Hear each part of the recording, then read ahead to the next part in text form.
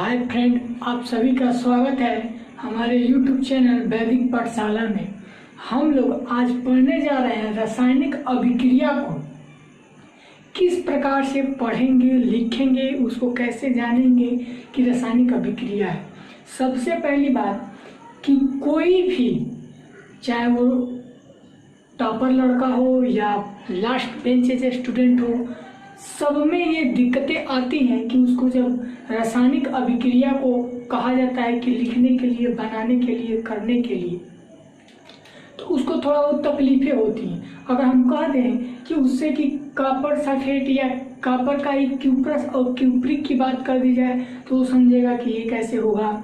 Copper sulphate की बात आती है वहाँ तक तो सही है, लेकिन जब उसी से हम कह दें कि कॉपर क्यूप्रिक और क्यूप्रस की बात ले लें तो उसको दिक्कतें आ जाएंगी। ठीक उसी प्रकार से ऐसे कुछ लेड का होता है, प्लम्बस और प्लम्बिक होता है। कुछ ऐसी और चीज़ें होती हैं जो कि दिक्कतें डालती हैं। तो हम लोग आज देखने जा रहे हैं कि रासायनिक अभिक्रिया को या रासायनिक सूत्र जो है, हमारा केमिकल फार्मूला है, उसको किस प्रकार से हम लिखेंगे, उसको कैसे जानेंगे कि ये जो लिख रहे हैं वो सही है या किस प्रकार से लिखेंगे तो वो सही रहेगा। तो आप हेडिंग लगाएंगे रासायनिक सूत्र, केमिकल फार्मूला।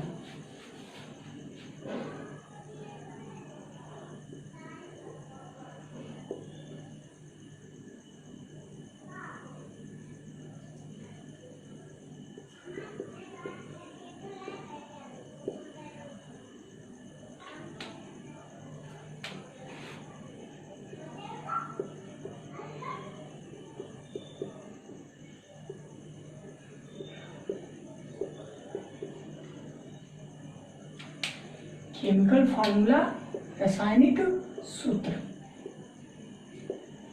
अब केमिकल फार्मूला या रासायनिक सूत्र आप कहिए किसको कहते हैं या किस प्रकार से लिखते हैं।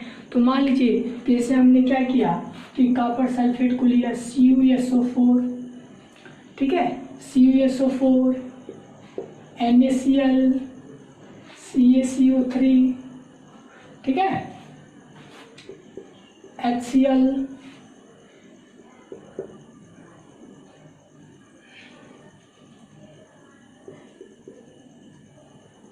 Al2O3, ये सब क्या है, रासायनिक सूत्र है किसी न किसी यौगिक का।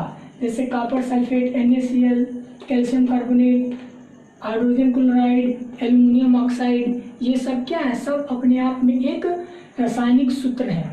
आप आगे चलिए तो FeSO4, ठीक है, ये सब के सब आपके क्या हैं, रासायनिक सूत्र हैं।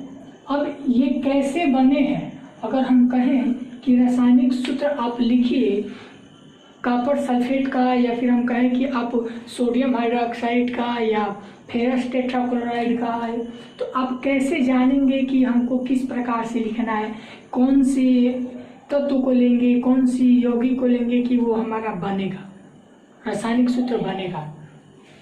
तो इनको जानेंगे किस प्रकार से, तो उसके लिए दो बातें इम्पोर्टेंट होती हैं।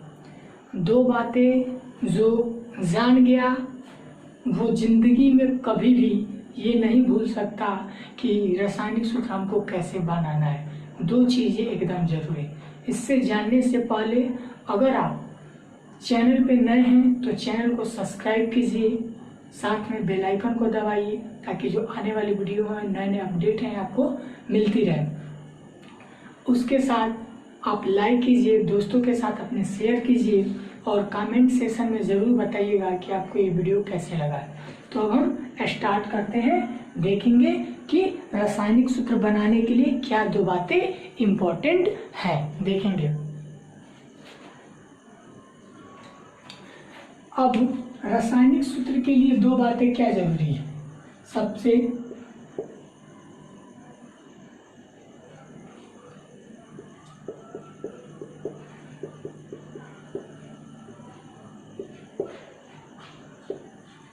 दो बातें कौन कौन सी हैं।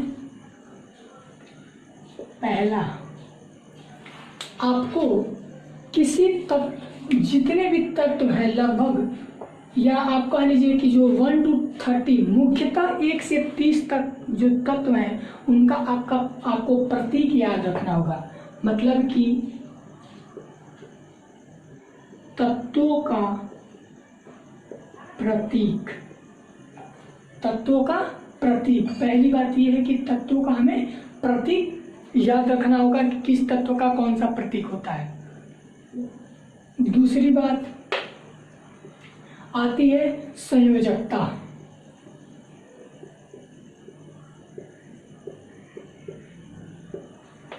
ये दो बातें किसी भी रासायनिक सूत्र को बनाने के लिए एकदम जरूरी है, एकदम आवश्यक है कि किसी भी रासायनिक सूत्र को बनाने के लिए ये दो बातें हमें मालूम होनी चाहिए, तो हम रासायनिक सूत्र बनाएंगे। नहीं मालूम है तो हम कतई रासायनिक सूत्र और कभी भी नहीं बना सकते। और ये एकदम सिंपल है, कोई भी हार्ड नहीं है। आप बस वीडियो को देखते जाइए, स्किप मत कीजिएगा। देखिए कितना आसान है, आपको एकदम मक्खन करके देने वाले हैं रासायनिक सूत्र को कैसे बनता है, एकदम मक्खन हो जाएगा। आप देखिए कैसे। तत्वों का प्रतीक जानेंगे सबसे पहले। तो कोई भी तत्व है, अगर सोडियम है तो वो तत्व है, तो सोडियम एक अधात्विक है, तो सोडियम का प्रतीक क्या होता है? Na होता है। सोडियम का प्रतीक Na हुआ। फिर से एल्युमिनियम का प्रतीक Al होता है, एल्युमिनियम का प्रतीक Al होता है, सोडियम का Na होता है, कैल्शियम का Ca होता है, मैग्नीशियम का Mg होता है, कॉपर का Cu होता है, जिंक का Zn होता है। ये क्या है? ये सब के सब आपके तत्वों के प्रतीक है। ये 6 जितने भी हैं ये कोई ना कोई तत्व है, एलिमेंट है, ये उनके प्रतीक है। अगर हमको सोडियम, ये है सोडियम क्लोराइड बनाना है, तो सबसे पहले सोडियम बनाना है तो सोडियम का हमको क्या लेना है? उसका प्रतीक मालूम होगा, तब ना हम जानेंगे कि सोडियम का Na है तो लिखेंगे Na। बात क्लियर है ना कि भाई जब हमको मालूम होगा कि सोडियम का प्रतीक क्या होता है तब ना हम सोडियम का प्रतीक लिखेंगे Na, क्योंकि यह रासायनिक सूत्र बना है, केमिकल फार्मूला बना है। लिखना नहीं है कि सोडियम क्लोराइड तो सोडियम क्लोराइड लिख दिए ना, ऐसा नहीं, कतई नहीं। यहाँ हमको उसका फार्मूला देना है, सूत्र देना है, तो उसके लिए क्या जरूरी होगा? ये हमको प्रतीक मालूम होना चाहिए कि किसका क्या प्रतीक होता है। क्लियर? चीजें समझ में आ रही हैं? दूसरी बात कि संयोजकता, बैलेंसी, किसी भी तत्व का संयोजकता मालूम होनी चाहिए, उसकी बैलेंसी मालूम हो, चाहे वो Na हो, चाहे कैल्शियम हो, चाहे कॉपर हो, चाहे इनकी संयोजकता मालूम होनी चाहिए कि इनकी संयोजकताएं की क्या होती हैं। जैसे मान लीजिए हमने कह दिया कि Na का +1 संयोजकता है, कैल्शियम का +2 का संयोजकता है, एल्युमिनियम का +3 का संयोजकता है, मैग्नीशियम का +2 का संयोजकता है, जिंक का +2 का संयोजकता है। अब कुछ माइनस के भी आते हैं तत्व, जैसे इसमें हम क्या करें, क्लोरीन ले लें, ब्रोमीन ले लें, सल्फेट ले लें। ये सब क्या है? ये तो एक तत्व नहीं है, लेकिन ये जो है ये तत्व है, क्योंकि इनमें 2 चीजें मिला था। तत्व इसलिए नहीं है क्योंकि ये 2 तत्वों से मिलकर बना था। कौन कौन? सल्फर और ऑक्सीजन से। तो एक तत्व नहीं, एक यौगिक है। दूसरे ये जो आपके एलिमेंट है वो भी नॉन एलिमेंट, ठीक है। ये एक प्रकार के दोनों गैस हैं, ये एक प्रकार के गैस है, ठीक है। Chlorine gas, bromine gas, hydrogen group 17 के। तो ये हो गए। तो इसमें भी कुछ वैसे ही, जैसे कैल्शियम है वो क्लोरीन है तो माइनस का 1 चार्ज, माइनस के साथ 1, क्लोरीन का माइनस के साथ 1, ब्रोमीन का माइनस के साथ 1, ठीक है। वैसे कुछ और तत्व होंगे। तो इनको, इन 2 चीज़ों को हमको जानना जरूरी होगा। पहला कि किसी भी तत्व का प्रतीक क्या होता है, दूसरा किसी भी तत्व की संयोजकता क्या होती है, बैलेंसी।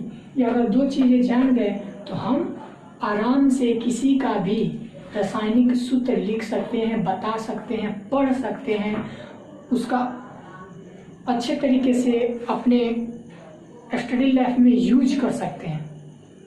अब हम आपको यहाँ पे कुछ तत्वों को दिखाने जा रहे हैं, कुछ तत्वों को दिखाएंगे और साथ में आपको ये दिखाने वाले हैं कि किसी तत्व की संयोजकताएं किस प्रकार से होती है, किस तत्व की कितनी संयोजकताएं होती हैं, किस प्रकार से। देन आपको फार्मूला पे लेके चलेंगे कि किस प्रकार से उसकी जो है सूत्र बनेगा। तो आप देखेंगे कि आपको स्क्रीन पे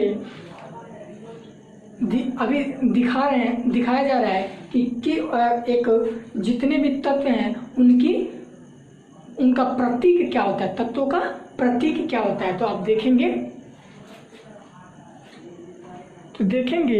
आपको यहाँ पे तत्वों का प्रतीक दिखाया गया है। सबसे पहले आप देखेंगे कि एल्युमिनियम को दिखाया गया है, एल्युमिनियम का प्रतीक Al दिखाया गया है, आर्गन का प्रतीक Ar दिखाया गया है, बेरियम का प्रतीक Ba दिखाया गया है, जबकि बोरान का B दिखाया गया है। साथ में ब्रोमीन उसके नीचे है, उसको Br से दर्शाया गया है। बेरियम और ब्रोमीन और बोरान, ये तीन चीज़ें आप ध्यान रखेंगे कि किसका प्रतीक क्या है। बेरियम का Ba है, बोरान का B है, ब्रोमीन का Br है। फिर नीचे कोबाल्ट का CO, क्लोरीन का Cl, कार्बन का C, कैल्शियम का Ca, हाइड्रोजन का H, ये प्रतीक है सब आप देख रहे हो, लिखा भी है। आयोडीन का I, कॉपर का Cu, फ्लोरीन का F, स्वर्ण मतलब कि गोल्ड, ठीक है, इसका Au होता है।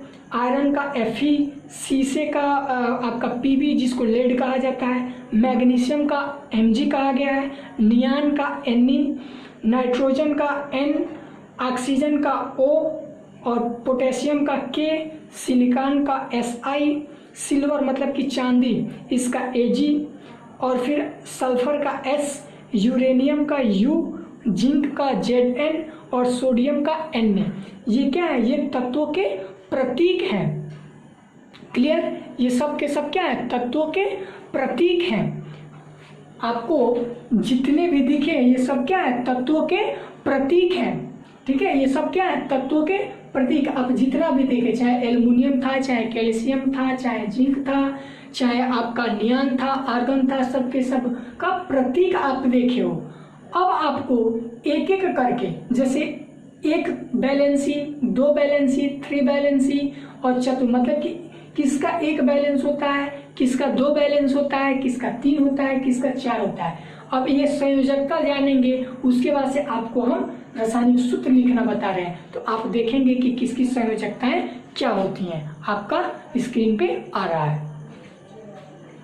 आप देखेंगे कि आपको दिखाया जा रहा है कि सबसे पहले आप एक संयोजक को देख रहे हो कि सोडियम Na का कितना है, Na, साथ में ऊपर प्लस का चार्ज दिया गया, जोड़ का चार्ज मतलब कि उसका एक संयोजकता है, बगल में लिखा है।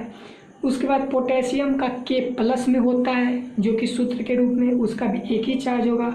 सिल्वर है, Ag लिखा है, उसका एक चार्ज होता है। कॉपर मतलब कि ये क्यूप्रस है, आप ये बात याद रखेंगे, क्यूप्रस का एक चार्ज होता है कॉपर के रूप में। पारा मतलब कि मर्क्यूरस, मरकरी की बात की गई है, Hg, इसका भी एक चार्ज होता है, ये भी ध्यान होना चाहिए। मर्क्यूरस और मर्क्यूरिक, कॉपर का क्यूप्रिक और क्यूप्रस, ये याद होना चाहिए कि ये क्यूप्रस है, एक चार्ज है, और पारा का मर्क्यूरस है, इसका एक चार्ज है। फिर क्लोरीन का आप देख रहे हो माइनस चार्ज के साथ है, ऋणात्मक चार्ज के साथ एक है। ब्रोमाइड का Br है, वो भी माइनस चार्ज के साथ है। आयोडीन का है, वो भी एक चार्ज है, माइनस चार्ज के साथ है। हाइड्रोजन है, H प्लस है, तो एक चार्ज के साथ है। हाइड्राइड है, माइनस एक चार्ज के साथ है। साथ में आप फिर बगल में देख रहे हो अमोनिया NH4 प्लस चार्ज के साथ है, वो भी एक ही है। क्लोरेट ClO3 प्लस चार्ज के साथ एक ही है। बाइसल्फाइड HSO3 माइनस के साथ है जो कि ऋणात्मक है, इसका भी एक ही है। फिर आप नीचे देख रहे हो और सारे भी, एसीटेट है, बाइकार्बोनेट है, हाइड्रोक्साइड, सब माइनस के साथ एक चार्ज है, सब के सब माइनस के साथ एक चार्ज है। अब हम देखने जा रहे हैं दूसरी संयोजकता जिसकी दो संयोजकताएं होती हैं।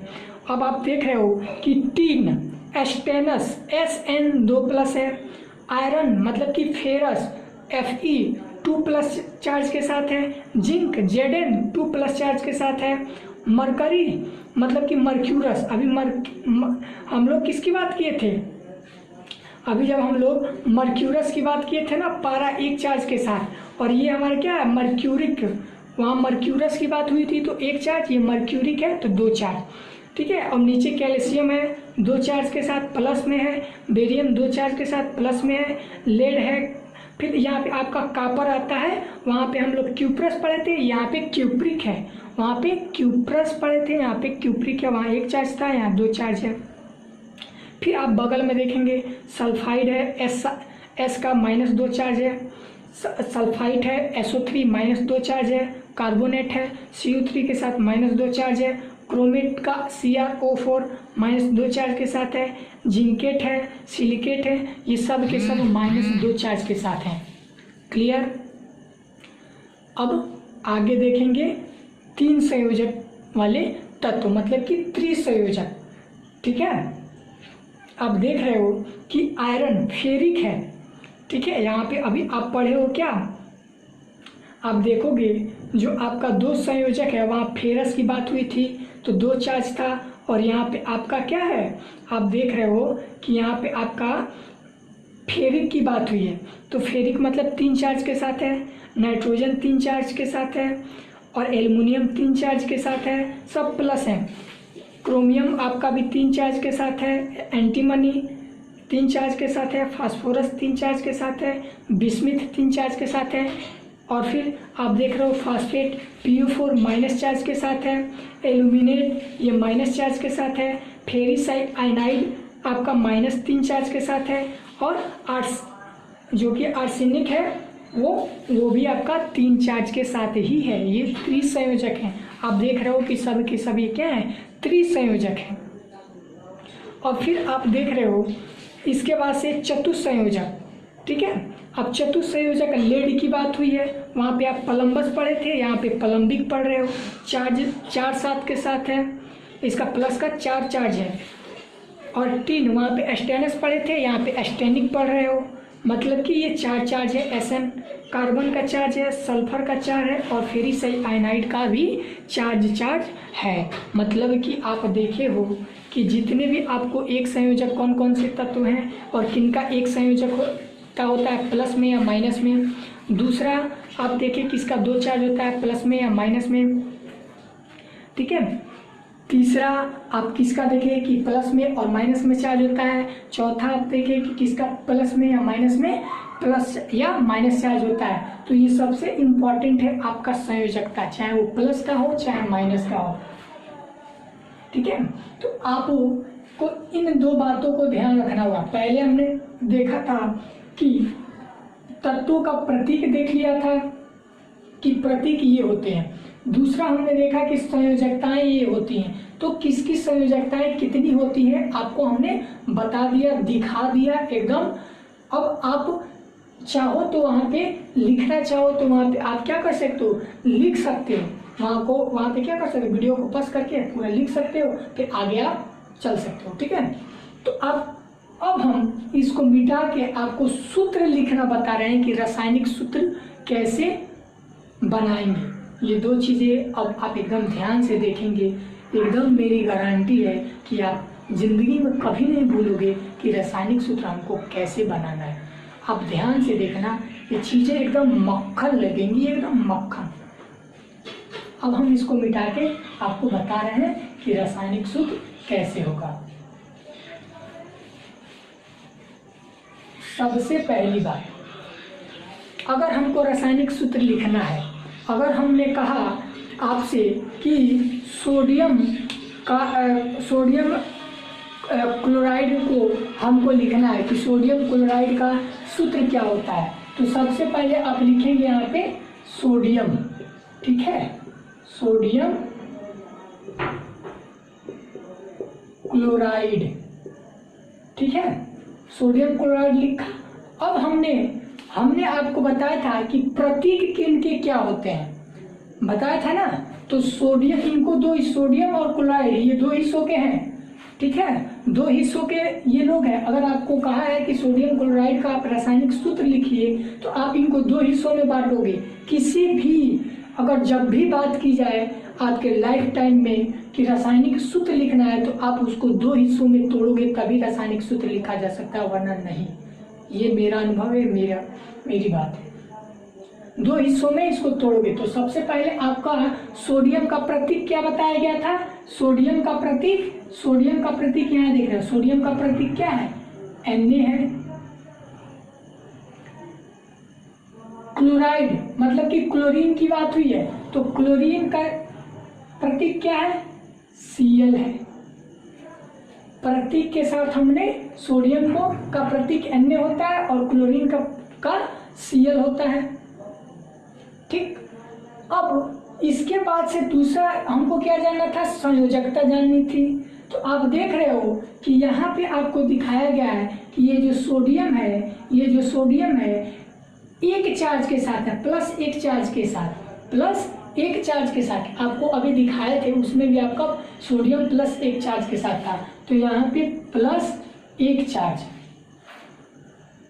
क्लोरीन कितने चार्ज के साथ है?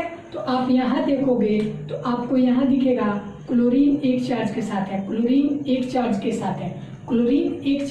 है, तो माइनस का एक चार्ज हो जाएगा।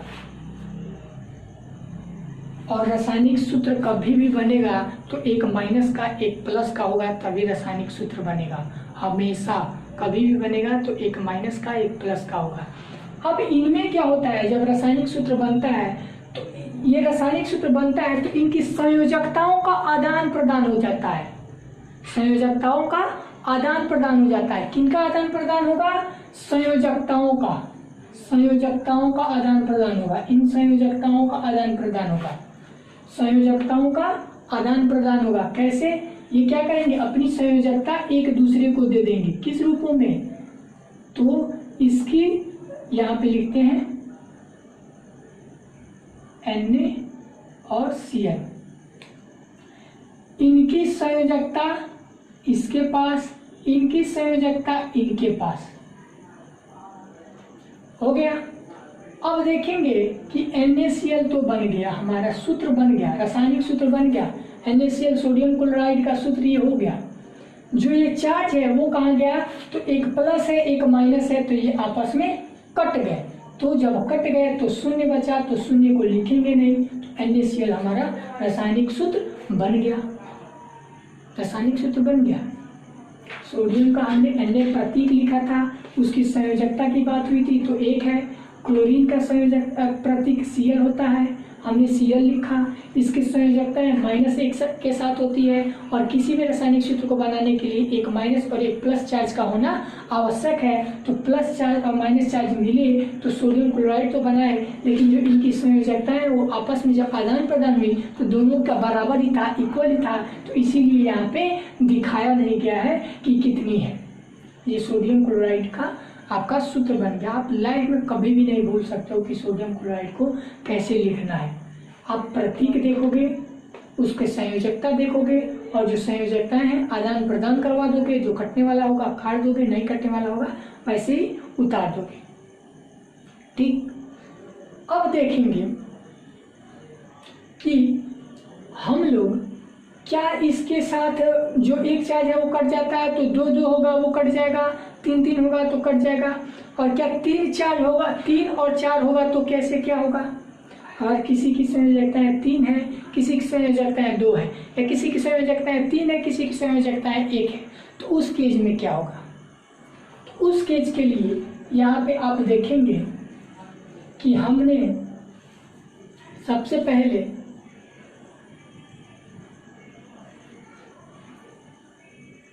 यहाँ पे हम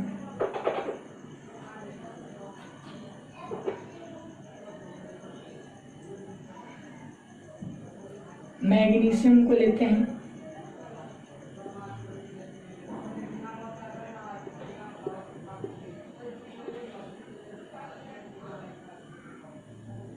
मैग्नीशियम और साथ में फिर यहाँ पे हम क्लोरीन को लेते हैं। देखेंगे क्लोरीन, मैग्नीशियम क्लोरीन दोनों को लेकर के हमको नया सूत्र बनाना है मैग्नीशियम क्लोराइड। अगला हमको मैग्नीशियम क्लोराइड ही बनाना है, तो कैसे बनेगा, ठीक है। आप देखोगे मैग्नीशियम का प्रतीक क्या होता है, Mg होता है। क्लोरीन का प्रतीक क्या होता है, Cl होता है प्रतीक। मैग्नीशियम का प्रतीक आप ध्यान से देखना हम कैसे कर रहे हैं। सबसे पहले हमने प्रतीक लिखा है, दोनों का प्रतीक लिखा, मैग्नीशियम का Mg प्रतीक लिखा, क्लोरीन का Cl प्रतीक लिखा, होगी बात। दूसरी बात हमको क्या करना है, इनकी संयोजकताओं पे डिपेंड होना है कि इनकी संयोजकताएं कितनी होती है। पहला प्रतीक, दूसरा संयोजकता, तो पहला हमने प्रतीक लिख दिया, दूसरा संयोजकता लिखने जा रहे हैं। तो दूसरा संयोजकता, मैग्नीशियम की संयोजकता कितनी होती है, आप देखे होंगे अभी जो आपको चार्ट दिखाया उसमें दिया है। मैग्नीशियम का जो चार्ज होता है वो +2 होता है, क्लियर। क्लोरीन का चार्ज कितना होता है, तो क्लोरीन का चार्ज -1 के साथ होता है। और हमने आपको ये बताया भी है कि कोई भी रासायनिक सूत्र बनेगा उसके लिए एक बातें तो एकदम अनिवार्य होनी चाहिए। कौन कौन सी, कि उनको एक प्लस चार्ज और एक माइनस चार्ज के साथ होना आवश्यक होगा, तभी वो सूत्र बनाएंगे, वरना वो रासायनिक सूत्र कभी नहीं बनाएंगे। दूसरी बात कि रासायनिक सूत्र लिख रहे हैं तो हमको क्या, एक तो तत्वों का प्रतीक मालूम होना चाहिए, दूसरा उनकी संयोजकताएं मालूम है। हमने आपको चार्ट दे दिया, बता दिया। अब इनका क्या करना है, संयोजकताओं का आदान प्रदान करवाना है। तो हम क्या करेंगे, सबसे पहले जो चीजें प्रतीक है उनको वैसे ही नीचे उतार लेते हैं। तो यहाँ पे लिखेंगे Mg और यहाँ पे Cl हमने लिखा। अब इनका जो संयोजकताएं हैं, ये जो संयोजकताएं इनकी हैं, इनका हमको आदान प्रदान करवाना है। मतलब क्लोरीन का मैग्नीशियम के पास भेज देना है, मैग्नीशियम वाला क्लोरीन के पास भेज देना है। मैग्नीशियम का क्लोरीन के पास भेज दिए है और क्लोरीन का मैग्नीशियम के पास। तो अब जब चार्ज आदान प्रदान हो गए तो क्या होगा, तो यहाँ पे क्या ऐसा होगा कि सर यहाँ पे -1 का है और +2 का चार्ज है, तो -1 से 1 काट लेते हैं और फिर 1 बचेगा तो वैसे कर देंगे। नहीं, वो मैथमेटिक्स वाला नहीं करना है। यहाँ पे क्या करना है कि मैग्नीशियम का जब 2 चार्ज क्लोरीन के पास गया है तो हमको क्या करना है, इसका 2 चार्ज इसके पैरों में पहना देना है, इसके पैरों में पहना देना है, क्लियर। मैग्नीशियम का 2 जो चार्ज है वो क्लोरीन के पास जब गया है तो क्लोरीन के पैरों में हमने उसका जो चार्ज है, बैलेंसी है, वो दे दिया, ठीक।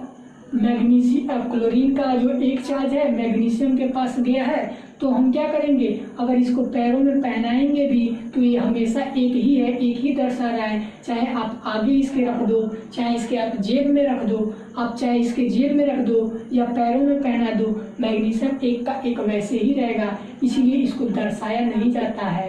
तो इसीलिए हमारा क्या बन गया, मैग्नीशियम क्लोराइड बन गया, क्लियर।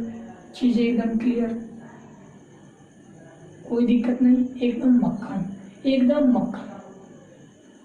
मैग्नीशियम का चार्ज जो है क्लोरीन के पास गया तो क्लोरीन का हमने क्या किया, क्लोरीन के पैरों में हमने मैग्नीशियम का चार्ज पहना दिया। क्यों, क्योंकि आदान प्रदान करवाना है ना, चार्जों का आदान प्रदान करवाना है, तभी रासायनिक सूत्र बनेगा, वैसे नहीं बनेगा। कभी भी चार्जों का जो उसकी संयोजकताएं होंगी, आदान प्रदान करवाना होगा। जो प्लस माइनस है, जो प्लस है वो माइनस वाले के पास जाएगा, जो माइनस है वो प्लस वाले के पास जाएगा।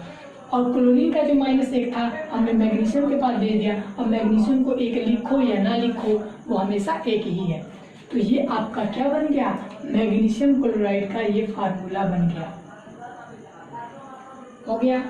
अब अगला एक और एग्जाम्पल देखते हैं। अब एक और एग्जाम्पल देखेंगे, एकदम मक्खन हो जाएगा चीजें।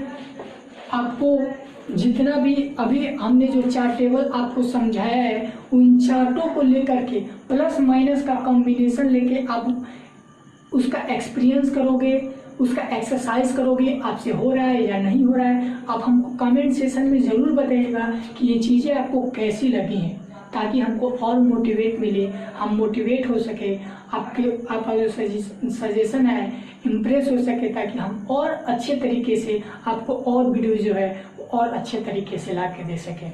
ओके, अब हम अगले जो हमारा एग्जाम्पल है उसको देखते हैं कि अगला कैसा हुआ। मान लीजिए हमने कहा कि सोडियम सल्फेट हमको बनाना है, सोडियम सल्फेट का रासायनिक सूत्र लिखना है। तो सोडियम सल्फेट का रासायनिक सूत्र क्या हुआ? तो सबसे पहले सोडियम सल्फेट, तो हिंदी तो आता ही है ना, हिंदी तो भाई लिख लेंगे ना, तो लिखते हैं। हिंदी तो एकदम आसानी से लिख सकते हैं कि सोडियम सल्फेट लिखना है तो सोडियम सल्फेट लिख लिए, सोडियम सल्फेट लिख लिए। उतना तो आता है, उतना तो सबको आता है, चाहे वो लास्ट बेंच स्टूडेंट हो चाहे वो फर्स्ट टॉपर स्टूडेंट हो, सबको आता है लिखना कि सोडियम सल्फेट कैसे लिखना है। तो हम लिखते हैं कि सोडियम सल्फेट, क्लियर है ना? लिखेंगे सोडियम सल्फेट,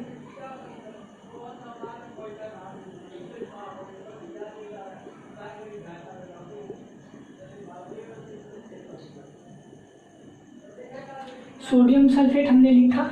अब आपको सीधे आपका दिमाग कहाँ जाना चाहिए, ये माइंड को कहाँ ब्रेक करना चाहिए, कहाँ दौड़ना चाहिए? तो सबसे पहले इनके प्रतीक के पास जाना चाहिए, इनके प्रतीक के पास जाना चाहिए। तो सोडियम का प्रतीक कितना होता है, उनका चिन्ह कितना क्या होता है? उसका चिन्ह होता है सोडियम का Na होता है, सोडियम का प्रतीक Na होता है। सल्फेट का प्रतीक आपको अभी बताया गया है, उसका प्रतीक SO4 होता है। सोडियम का प्रतीक Na, सल्फेट का प्रतीक आपका SO4 हो गया। अब देखेंगे कि सोडियम का संयोजकता कितना। पहली बात हम तो जान गए प्रतीक और रासायनिक सूत्र बनाने के लिए दो चीजें होना अनिवार्य है। पहला कि उसका प्रतीक मालूम होना चाहिए, दूसरा उसकी संयोजकताएं मालूम होनी चाहिए। ये चीजें तो हो गई कि पहला हमने तो प्रतीक लिख लिया, दूसरा संयोजकताएं मालूम होनी चाहिए ना, आपको बताया है, चार्ट टेबल दिखाया है। तो जो सोडियम है उसका प्रतीक देखेंगे तो सोडियम का प्रतीक आप देख रहे हो कि सोडियम का प्रतीक जो होता है वो प्लस के साथ एक चार्ज के साथ होता है, प्लस एक चार्ज होता है, प्लस एक चार्ज होता है। और जो सल्फेट भाई साहब है इनका क्या होता है, इनका जो चार्ज है वो -2 चार्ज के साथ होता है। आप देखोगे जो आपको चार्ट बताए थे उसमें आपको चार्ट में दिखेगा, हमने आपसे पहले ही कहा था। अब वीडियो को पॉज करो, आप जहाँ लिख रहे हो आप नोट्स साथ में आप लिखते जाओ, जो चीजें लिखते जाओ ताकि क्लियर और क्लियरिटी मिले। उसके बाद से जब देख रहे हो उसके बाद से फिर जब आप उसको फिर रिपीट देखो, ना समझ में रिपीट देखो, पक्का क्लियर हो जाएगा। तो जो सोडियम है इसका चार्ज कितना होता है, माइनस ऐसे होगा, आपको चार्ट में ऐसे मिलेगा दो चीजें, तो ये -2 चार्ज के साथ होता है, -2 चार्ज के साथ होता है। अब इनको हम क्या कर रहे हैं कि सेम वैसे ही नीचे उतार दे रहे हैं, प्रतीक के रूप में नीचे लिख दे रहे हैं। तो प्रतीक हमारा क्या हो जाएगा, Na और SO4 हो गया। अब इनकी संयोजकताओं का हमको क्या करना है, इनकी संयोजकताओं का आदान प्रदान करवाना है, बदलवा देना है कि तुम यहाँ से वहाँ जाओ और वो वहाँ से यहाँ आ जाए, ठीक है। तो हमने क्या किया, जैसे मान लीजिए कि क्या होता है कि जब क्लास में हमारे पीरियड चलता है, पीरियड घंटियाँ चलती हैं, तो क्या होता है कि जो हमारे इंग्लिश के टीचर हैं, हिंदी के टीचर हैं, मैथ के हैं, साइंस के हैं, केमिस्ट्री के हैं, बायो के हैं, फिजिक्स के हैं, जो भी टीचर हैं वो क्या होता है कि जैसे क्या करते हैं कि आपको फर्स्ट पीरियड आपको अगर वो इंग्लिश पढ़ा रहे हैं तो सेकंड पीरियड में वो किसी दूसरे को पढ़ाएंगे, मतलब उनका क्या हो रहा है, एक स्थान से दूसरे स्थान पे स्थानांतरण कर दिया जा रहा है, ठीक है, हो जा रहा है ना, स्थानांतरण उनका हो रहा है ना, कि आपको जब वो क्लास दे रहे हैं इंग्लिश का, उनका जब क्या होता है फिर वो जब दूसरी पीरियड लगती है तो उनको किसी और क्लास में भेज दिया जाता है, होता है ना। वैसे ही इनकी संयोजकताओं का स्थानांतरण हम करा रहे हैं एक एग्जाम्पल के तौर पे, वैसे ही इनका हम स्थानांतरण करवा रहे हैं। कैसे कि जो आपका सोडियम का चार्ज है वो किसके, सल्फेट के पास चला जाएगा, सल्फेट के पास, और जो सल्फेट का है वो सोडियम के पास चला जाएगा, जो सोडियम का चार्ज है वो सल्फेट के पास चला गया, आदान प्रदान हो गया। अब क्या करेंगे कि सोडियम का चार्ज कितना है, सोडियम का +1 चार्ज है ना, तो यहाँ 1 लिखे या ना लिखे कोई बात नहीं, सल्फेट हमेशा 1 रहेगा ही रहेगा, ठीक। दूसरा कि सल्फेट का चार्ज कितना है, सल्फेट का -2 चार्ज है।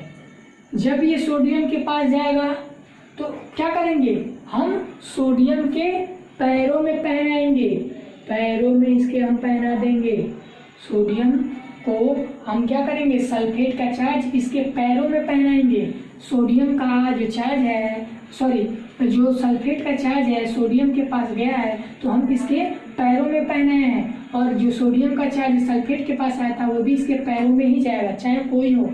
वो कभी भी अगर आप संयोजकताओं का स्थानांतरण करवा रहे हो तो उनके पैरों में ही पहनाना और कहीं भी मत पहनाना, मतलब नीचे ही लिखना, ऊपर इधर उधर नहीं लिखोगे। ये ना कि हमने क्या किया कि लिख दिया आपका Na2SO1 या SO4 1, ऐसे तो नहीं होगा, ये गलत हो जाएगा।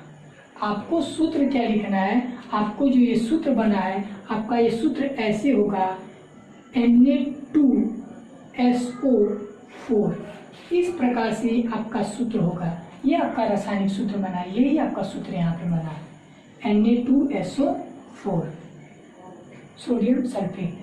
इस प्रकार से रासायनिक सूत्र आपका बनेगा। क्लियर? एक एग्जाम्पल और हम लेते हैं।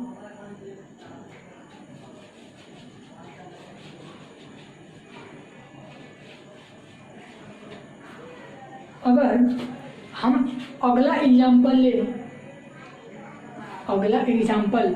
अगर हम कहें कि एल्युमिनियम को या जिंक को लेते हैं और फास्फेट से जिंक और फास्फेट लेते हैं, ठीक है, जिंक और फास्फेट।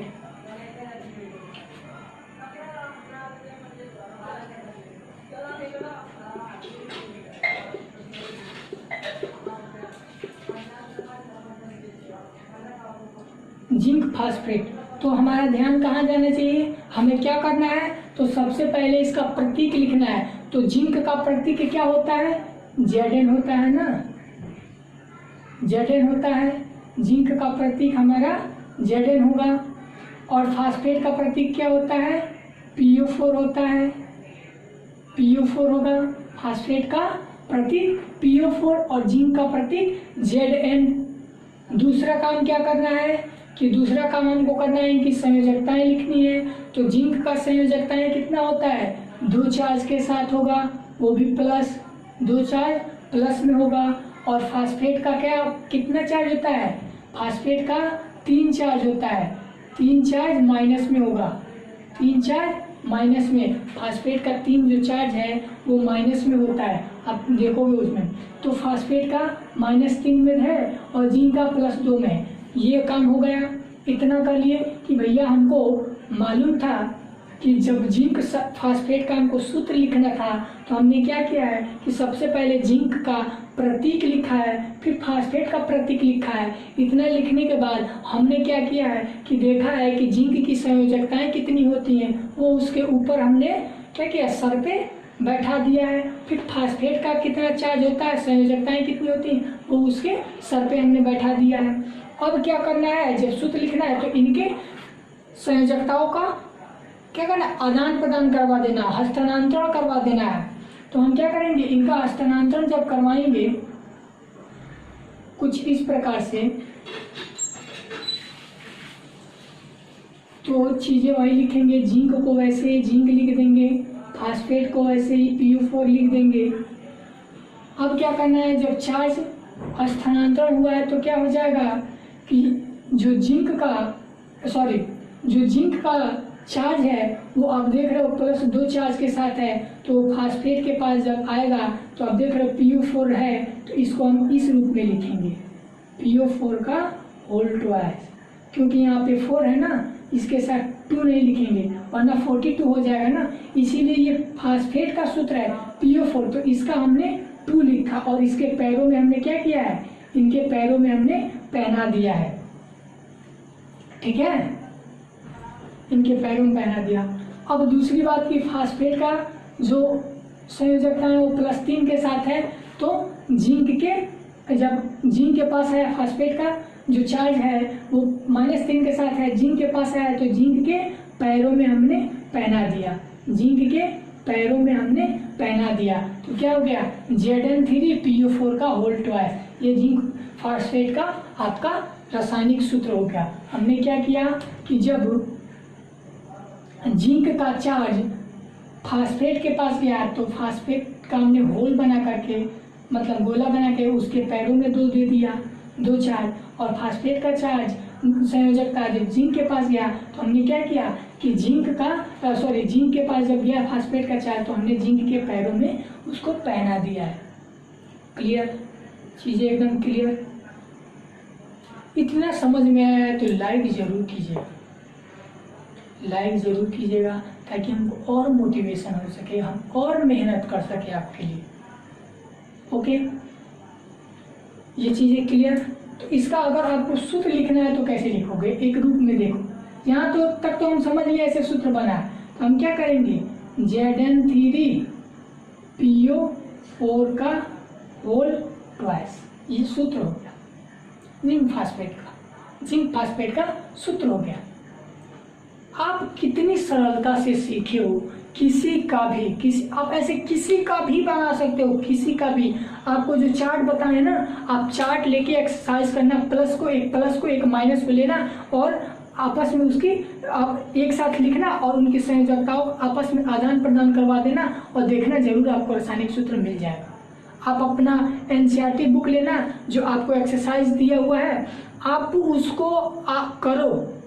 वीडियो देखने के पास अपने एनसीईआरटी बुक का जो क्वेश्चन दिया है कि आप उसका रासायनिक सूत्र लिखिए क्या होता है, तो आप उसको लिखने की कोशिश कीजिएगा जैसे जैसे दिया है। और जो संतुलित रासायनिक समीकरण दिया है उसको हम लोग कल, आपका एनसीईआरटी जो बुक है आने वाले वीडियो का वो संतुलित करना कल सिखाएंगे कि कैसे किसी रासायनिक समीकरण को संतुलित किया जाता है। वो अगले वीडियो में आपको एकदम मक्खन करके देने वाले हैं कि किसी भी रासायनिक जो रिएक्शन होता है उसका कैसे संतुलित किया जाता है।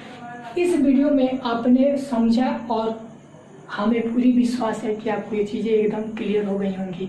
अब आप कभी नहीं भूलोगे।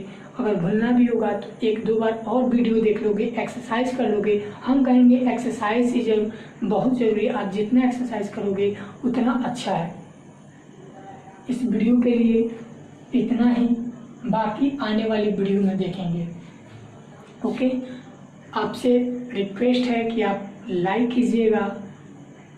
अगर आप चैनल को सब्सक्राइब नहीं किए हैं तो चैनल को सब्सक्राइब कीजिएगा, साथ में बेल आइकन दबाइएगा ताकि और जो आने वाले वीडियो है उसका नोटिफिकेशन मिल सके। और कमेंट सेक्शन में आप इसके बारे में ज़रूर बताइएगा कि आपको ये वीडियो कैसे लगा है।